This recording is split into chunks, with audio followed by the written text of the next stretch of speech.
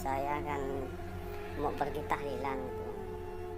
Terus janjiannya itu sebelum habis maghrib sudah ada ditunggu sama teman katanya Pak di Yukorong, mau ditunggu ketemuan di sana. Terus saya nunggu sekitar 1 menitan lah gitu.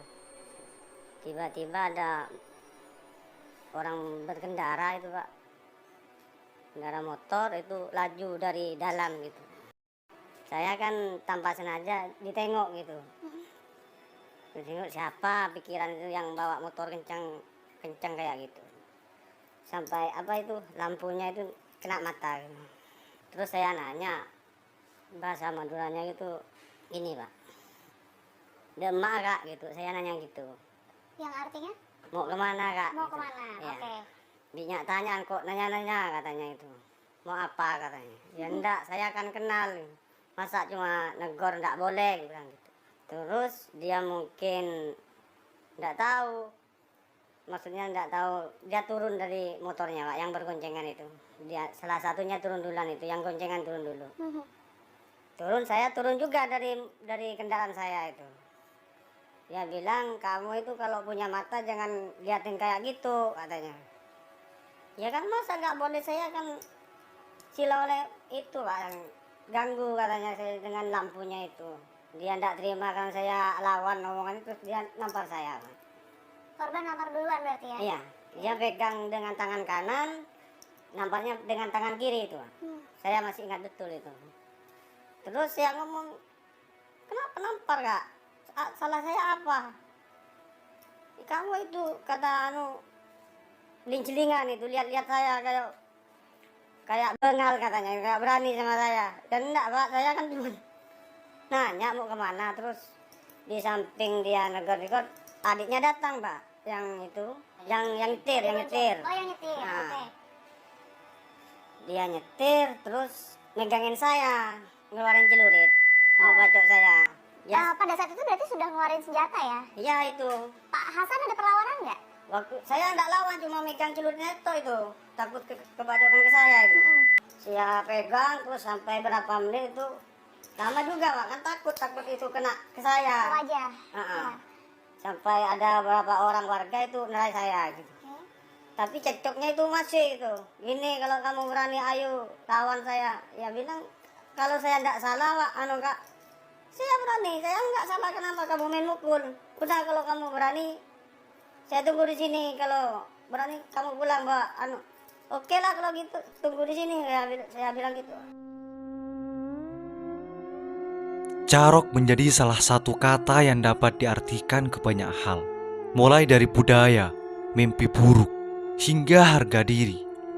Hal ini masih dipegang erat oleh orang Madura sebagai salah satu hal yang tidak boleh dianggap remeh. Mempertahankan harga diri bagi sebagian orang Madura ini dapat ditelusuri sejak abad ke-18 Masehi di Pulau Madura. Awal kemunculannya adalah dikaitkan dengan peristiwa penangkapan dan hukuman gantung pada pemberontak pada era penjajahan yang bernama Pak Sekera di Pasuruan. Masyarakat Madura yang kala itu mulai melakukan pemberontakan, belum menyadari bahwa mereka tengah dimanipulasi oleh Belanda dengan konflik internal untuk memprovokasi keluarga Blatter atau pendekar sebagai alat melawan kelompok rakyat pemberontak. Belanda sengaja memberikan celurit kepada sekelompok Blatter untuk merusak citra Pak Sekera yang merupakan pemilik sah dari celurit. Awalnya celurit sendiri adalah simbol perlawanan, namun setelah dimanipulasi Belanda, celurit menjadi simbol kekuasaan dan pertarungan antar golongan. Sebenarnya istilah carok tidak serta-merta berarti duel hingga meninggal menggunakan senjata tajam, namun memiliki aturan dan mekanisme yang sudah ada, prosesi panjang yang secara ideal dipenuhi. Permasalahan utama yang menjadi penyebabnya beragam, mulai dari harga diri, orang tua, guru, dan perselingkuhan, pelecehan para istri, hingga sengketa tanah dan sumber daya alam. Namun kini carok dikenal sebagai pertarungan mempertahankan harga diri hanya untuk hal-hal yang sepele dengan menggunakan celurit, hingga salah satu pihak memenangkan pertarungan. Tidak jarang carok berujung pada maut untuk pihak yang kalah. Istilah carok kembali mengemuka setelah peristiwa perkelahian dengan menggunakan senjata tajam terjadi di Bangkalan, Madura. Dari 6 orang yang berkelahi, 4 diantaranya tewas dan 2 menjadi tersangka. Kejadian sendiri terjadi pada hari Jumat 12 Januari 2024 lalu. Ditengarai dipicu ketersinggungan di jalan, 4 orang harus meregang nyawa dan tidak terselamatkan. Keempatnya kalah setelah berduel dengan 2 orang yang kini menjadi pelaku. Dan ajaibnya kedua pelaku tidak tampak terluka sedikit pun. Kasus ini kemudian ditangani oleh Polres Bangkalan. Pihak kepolisian menjelaskan duduk perkara kejadian ini pada awak media sesaat setelah pelaku ditangkap. Kini pelaku harus berhadapan dengan hukum. Kasat Reskrim Polres Bangkalan, AKP Heru Cahyo Seputro, juga menjelaskan kronologi dari peristiwa perkelahian dengan menggunakan senjata tajam atau carok yang terjadi di Desa Banyuanyar, Kecamatan Tanjung Bumi, Kabupaten Bangkalan, Madura, Jawa Timur. Kejadian memilukan tersebut terjadi pada tanggal 12 Januari 2024 dan menewaskan 4 orang yang terlibat perkelahian. Heru Cahyo mengungkapkan, peristiwa tersebut bermula ketika Hasan Busri alias Hasan Tanjung tengah nongkrong sendirian di pinggir jalan desa sembari bersiap-siap untuk menghadiri acara tahlilan. Dari arah selatan, tiba-tiba melintas kencang sepeda motor yang dikendarai oleh Mat Tanjar dan Mat Terdam.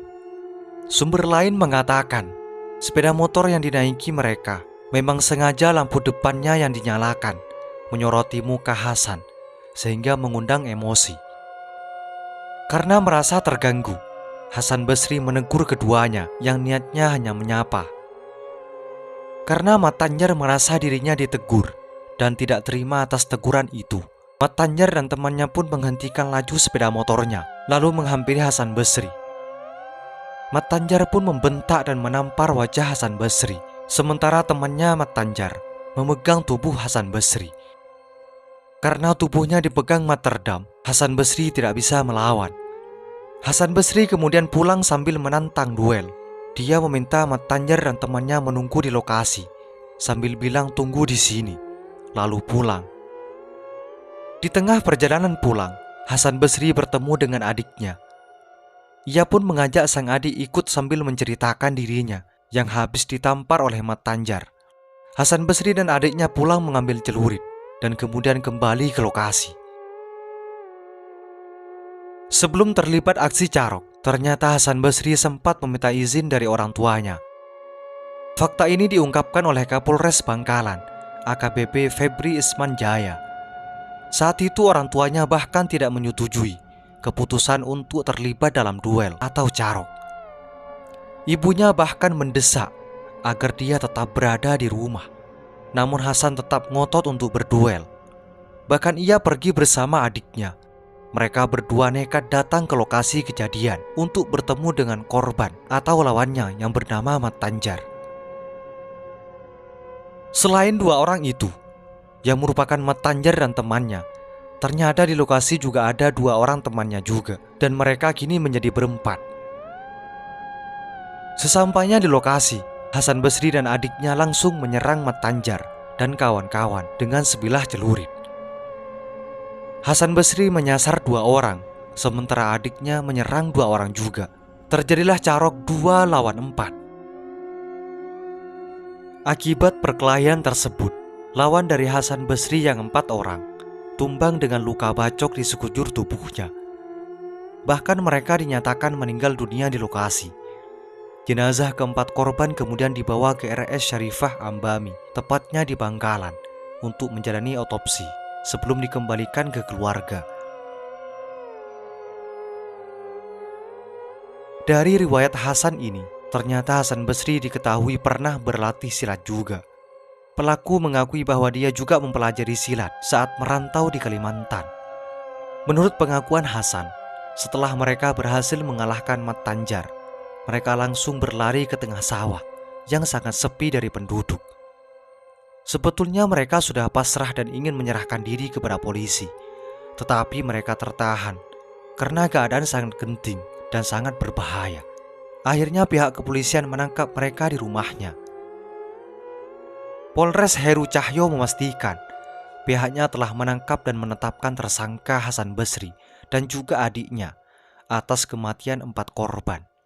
Keduanya juga telah ditahan, dijerat pasal 338 KUHP tentang pembunuhan. Sebelumnya aparat Polres Bangkalan, Jawa Timur juga langsung mencegah kemungkinan adanya carok susulan antara warga di Tanjung Bumi, Kabupaten Bangkalan. Mereka berjaga-jaga untuk mengantisipasi kemungkinan adanya carok susulan. Dalam keterangan pers yang digelar pada Ahad 14 bulan 1 2024, Kapolres Bangkalan mengumumkan penetapan 2 bersaudara, kakak beradik sebagai tersangka dalam kasus carok massal yang terjadi di Desa Bumi Anyar, Kecamatan Tanjung Bumi. Carok massal yang menyebabkan 4 orang tewas di Kabupaten Bangkalan itu kali ini merupakan kali kedua yang terjadi di Pulau Madura. Dalam kurun waktu 18 tahun terakhir ini, kasus serupa juga pernah terjadi di Kabupaten Pamekasan pada 2006 lalu. Saat itu sebanyak 7 korban tewas dan 9 orang lainnya luka-luka akibat carok massal yang terjadi di Desa Pucur Tengah, Kecamatan Batu Marmar, Kabupaten Pamekasan. Pemicunya karena rebutan tanah percaton. Itulah kronologi carok massal di Bangkalan, Madura. Semoga ini menjadi wawasan bagi kita semua dan menjadi pelajaran atau pengetahuan bagi masa yang akan datang. Semoga informasi ini bermanfaat. Assalamualaikum warahmatullahi wabarakatuh.